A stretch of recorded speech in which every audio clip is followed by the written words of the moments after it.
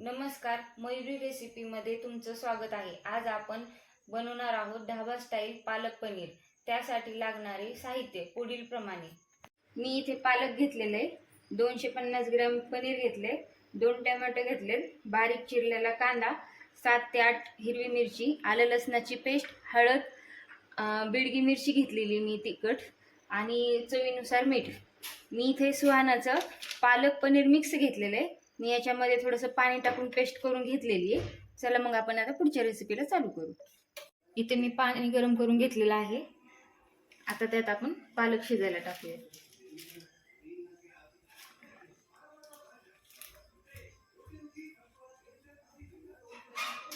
आपली पालक शिजून होती तोपर्यंत आपण पनीर तळून घेऊया। इथे मी कढईमध्ये तेल गरम करायला ठेवलेलं आहे।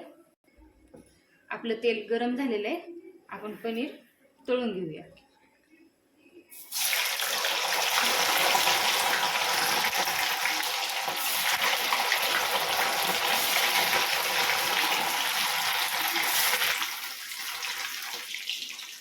लाल होईपर्यंत आपण हे पनीर तळून घेऊया।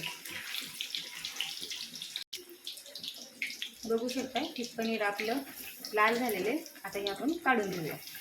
अशाच प्रकारे सगळं पनीर तळून घेऊया आपण। पालक शिजत आलेला आहे थोडं थोडा, तर आता आपण ह्याच्यामध्ये हिरव्या मिरची टाकूया। शिजून घेऊया हे हिरव्या मिरच्या पण।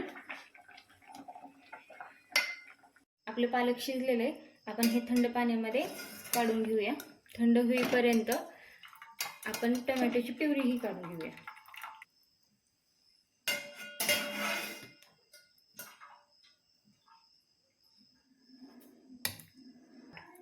आता आपण टोमॅटोची प्युरी काढून घेऊया।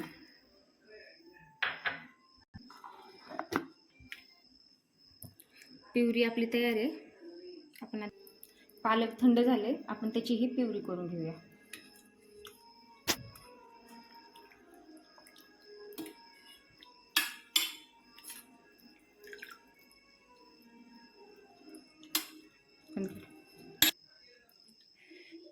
प्युरी आपली तयार आहे।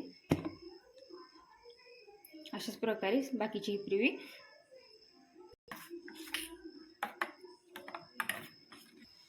कढई गरम करायला ठेवली आहे, त्याच्यामध्ये टाकूया आपण 2 पळे तेल।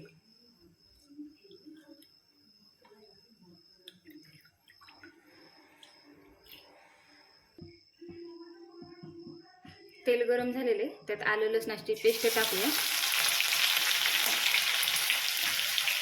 आणि त्याचे हलवून घेऊया। बारीक चिरलेला कांदाही टाकूया आपण। हलवून घेऊया आपल्याला छानपैकी सोनेरी रंग येईपर्यंत आपण याला परतून घेऊया। आपला कांदा छानपैकी परतलेला आहे। आपण ह्याच्यामध्ये हळद टाकूया, थोडंसं बिडगी मिरची, त्याला छानपैकी परतून घेऊया।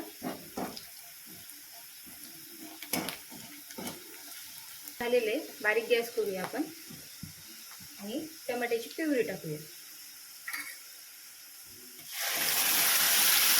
त्याला 4-5 मिनिटं शिजून घेऊया आपण प्युरीला, तेल सुटेपर्यंत। पाहू शकताय आपल्या ग्रेव्हीला छानपैकी तेल सोडलेलं आहे। आता आपण याच्यामध्ये शिजण्यासाठी सुहाना पनीर मिक्स जो घेतलेला आहे आपण ते टाकूया।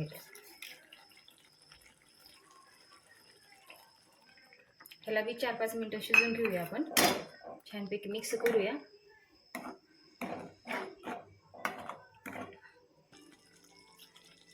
हे मिश्रण छान आपल्याला शिजलेलं आहे। ह्याच्यामध्ये आपण आता मीठ घालूया, चांगलं मिक्स करून घेऊया।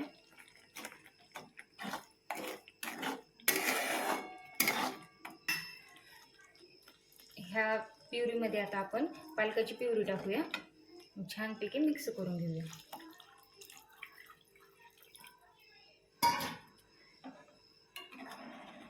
ह्याला एक छानशी उकळी सुटली, तेल सोडायला लागलं की मग आपण त्यात पनीर टाकूया।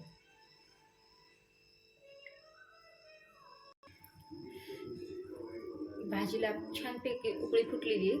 आपण त्याच्यामध्ये पनीरचे तुकडे टाकूया.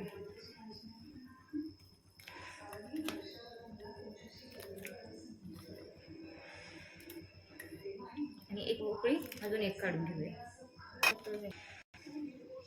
मी भाजी पातळ केली आहे. तुम्हाला हवं असेल तर तुम्ही घट्टही करू शकता आणि पातळही करू शकता.